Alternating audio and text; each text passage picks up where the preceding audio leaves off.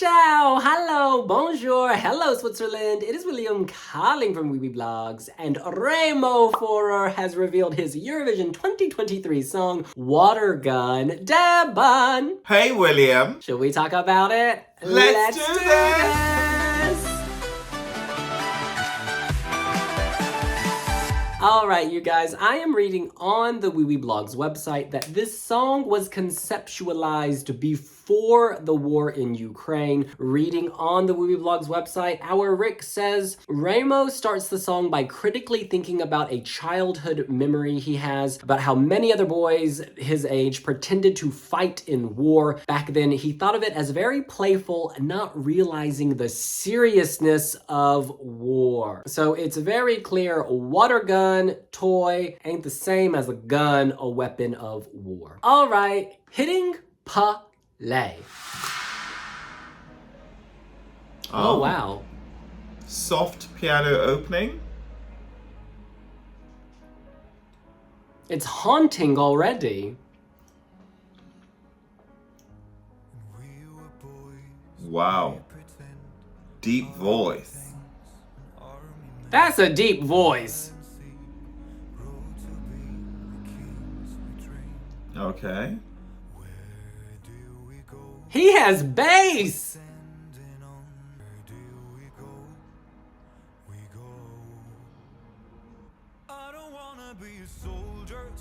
Okay, we're right into it. This is dramatic. It's not metaphorical anymore. This is reality. Very melodic.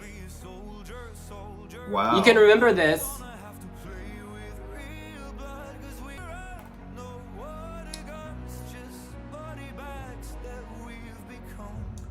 Oh, this strikes a chord. Wow. Okay. The piano is very effective. Okay. Oh wow, this is nice production. I need to look at his bio. This is dynamic. This is really deep. Drums and strings, quickening pace. This is good. Okay, this is building with each verse, each chorus. Oh, this is good. This don't sound like the first chorus. The video is very nice.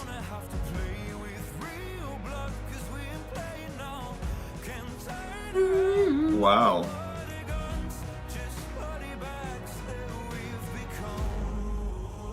Okay. This is deep. Oh, sparkler! Ho ho! This is drama. What is going on? Okay. Fight. Yes, breaking free. I love the Breaking visuals. free, Remo. Oh, you heard that. Our man went minor. Oh wow. Such a soundscape. Oh, okay. There is a lot to unpack here, but we must discuss this in much broader detail. First of all, this is an emotional tale, and one that feels really sincere. I don't know whether he wrote the song, and I don't know much about his background. I know that he's wildly popular in Switzerland, of course, and he won The Voice. With a voice like that should come as no surprise.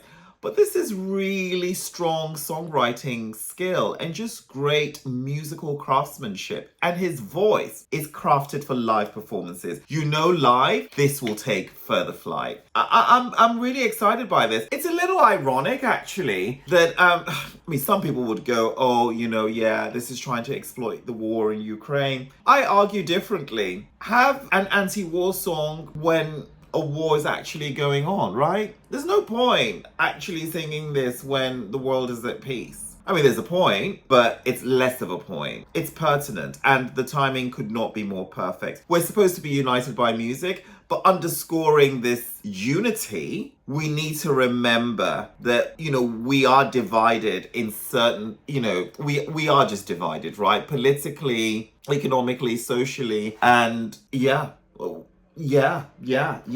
Without going into without kind of, I just feel like if I keep talking on this, I might say something that could be read in another way. But the bottom line is this. This is a very important message. It's not a pro-war song, right? Why be at war? If that's your calling, think about it. It's a little ironic though, because, Switzerland, for decades, I would even argue centuries, never got involved in anything, always staying super neutral. And now their public broadcaster is sending a song against war, even though traditionally they run this numbered bank account system that arguably favor despots and dictators. Another subject for another day. Let's focus on Remo Forrer.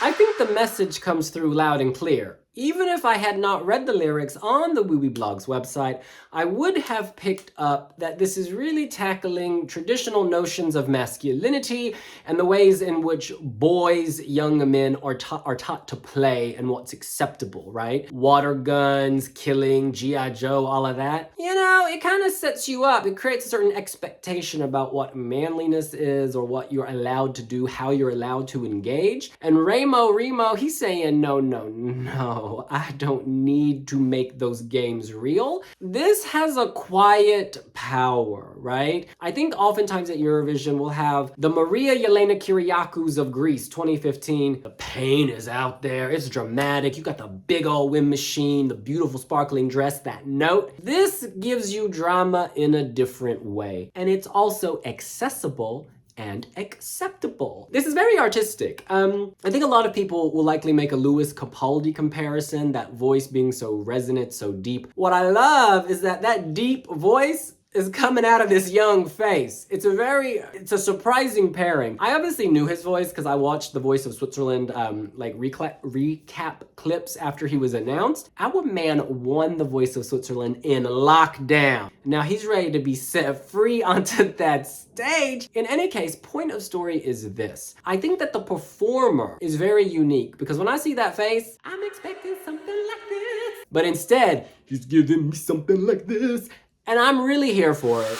Musically, this is very strong. So, the soft piano opening, it's like quiet noise, isn't it? Because, Eurovision is going to be boom, boom, boom, boom, boom, boom, boom. And then this just kind of seeps in, but pulling you in at the same time. It's got really strong undercurrents of musicality without appearing to do that, yeah? But lyrically here as well, the anti-war sentiment actually comes in later, right? Because it talks about boys and again harks back to, if you then flip it back after hearing the song, you now think you want to sow the seeds of change. So perhaps, even water guns have a violent streak about them.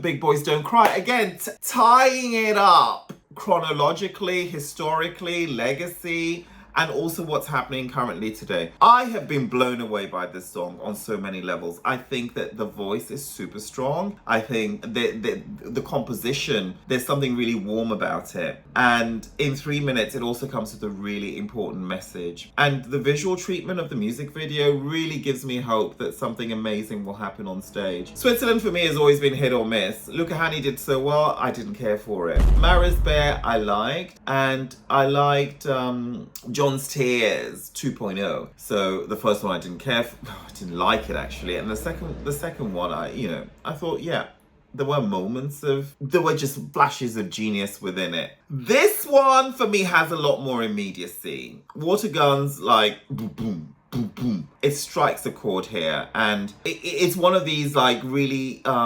it's a pop song that has academic merits, right? You could discuss this, you could build discussions around this, and when you tie it in with the theme of being united by music, I think this really does tell a story that, yeah, being united isn't just showing up at the party because Ukraine will be there, but it's also like, why is the UK even hosting? But and it actually opens up the debate about not every soldier has been there, but people get conscripted. Not every soldier is willingly, joining the front lines to battle it out. Some people don't have a choice and they're called to war. And, that again has caused a massive migrant crisis, for solvent of age men in Russia who've decided that actually I don't want to fight technically my brothers, and I'm gonna move to the Canary Islands or or anywhere else really. So again, wow, there's a lot about this that really does touch me and does blow me. It's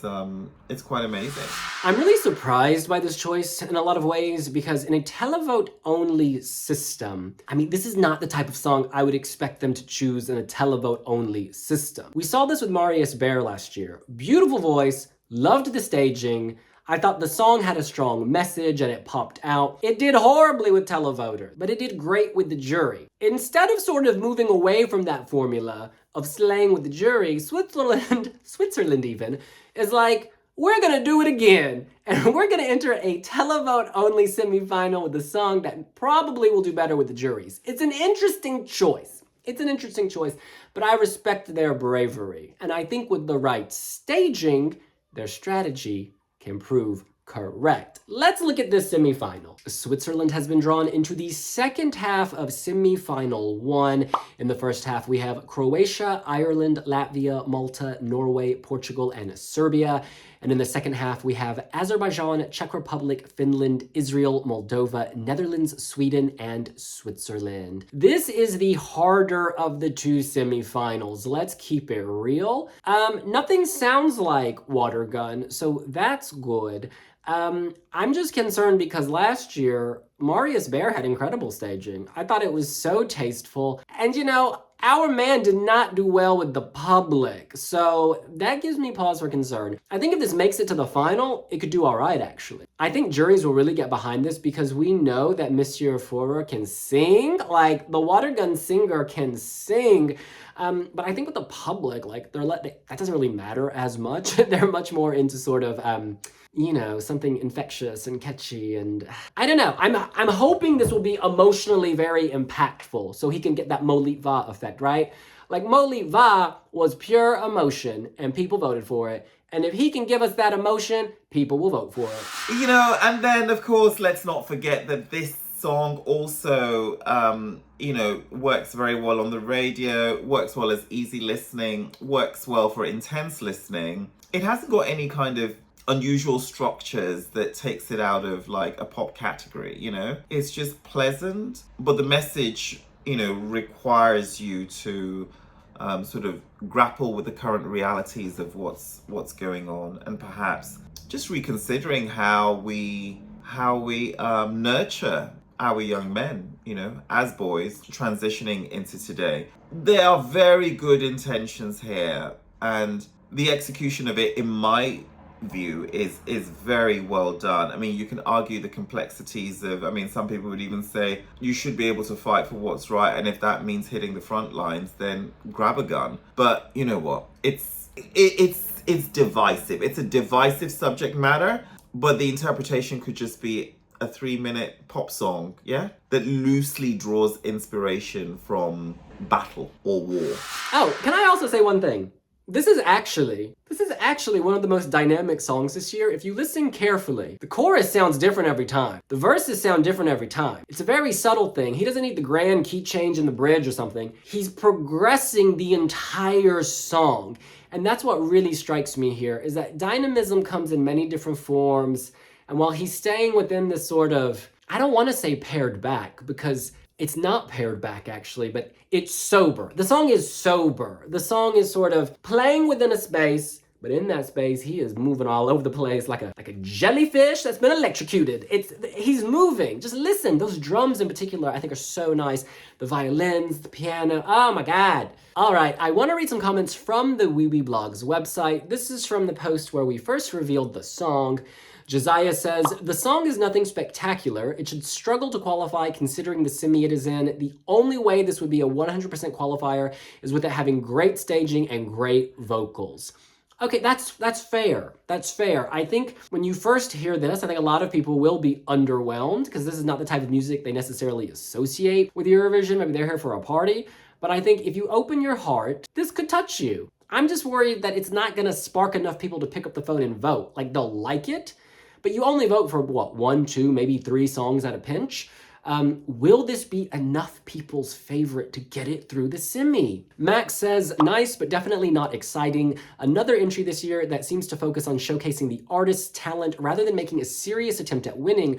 Remember, the C in Eurovision Song Contest is contest. It's not that the songs this year are bad, but they are so bland and forgettable even before the contest. Zoransky says, not terribly exciting, is it? Can we have John's tears back, please? Dave says, let's not forget that Marius Bear got 0 points in the televote last year, and that this ballad, just like Marius's, lacks any distinct personality. It's not tout l'univers by any stretch of the imagination. And Teddy says, it's a nice song and his voice is amazing, let's make that clear, but unfortunately, this song goes nowhere. It's that song you think is nice and you wouldn't skip it when it pops up on your playlist, but it simply doesn't move anything inside of you to play it again or to remember its name, and even less to pick up a phone and vote for it. And Sol Stevia says, the line about little boys playing with war toys then going to war when they're older is genuinely quite interesting in concept, but you can't help but say, but you're Swiss. Sol Stevia is shouting out to Swiss neutrality, and that is an interesting point. Oh, thank you, Despairly. Despairly says, am I the only one who absolutely loves this song? And then some people comment. Gijo says, no, I do too. Vici says, I like it much better than some of the other ballads. Amy B says, I like it too. Very cinematic and rich instrumentation. I mean, his voice is amazing. And HC8 says, no, this is really great. A top 5 for me. Yes, Switzerland getting that love. Now look, long story short for me, I hope this does well, partly because I know doing well hinges on incredible staging, and when Switzerland get their staging right, as we saw with John's Tears, they really get it right. As we saw with Marius Bear, they really got that right. That didn't work out, but I think if this song makes the final, we know the voice will be on point, we know the performer will be on point, we know the song is well produced, just nail that staging. Nail the staging and let's silence the hate. The instrumentation is rich, which gives me hope that the staging will give it added texture. Not to say that there isn't. There actually is. I think the music video is very tasteful. But you can't really always copy and paste ideas from music video onto a stage, right? But you can explore other ideas or you can progress current ideas. You can argue this isn't competitive, but I think it will do well. And I think qualification is actually pretty much certain. Remo can sing. He's been consistent. If you go through and look through when he was on The Voice, the chairs were just turning. He's a solid live act. Switzerland they don't have budget issues, so they can blow this up. And another reason why I think that this will qualify is because, yeah, you could say there are no juries in the semis, but John's Tears was also a sleepy number. It was also a ballad, and that managed to kind of finish in the top 3. This is qualifying. We will see Waterguns in the live final. And while you're at it, don't research guns on Pinterest, because Wiwibloggs has got a better mood board for you to browse through. Follow Wiwibloggs on Pinterest. Well, that's what we think. What do you think? Is Switzerland about to have a fondue party in the grand final of the Eurovision Song Contest 2023? Let us know here on Wiwibloggs. And while you're leaving comments in the Wiwibloggs comment section, why not click on the link in the description and order my book, Wild Dances, My Queer and Curious Journey to Eurovision. It's out May 9th, the same night that Remo competes in semi-final 1 for Switzerland. Link in description. And we'll see you later. Bye!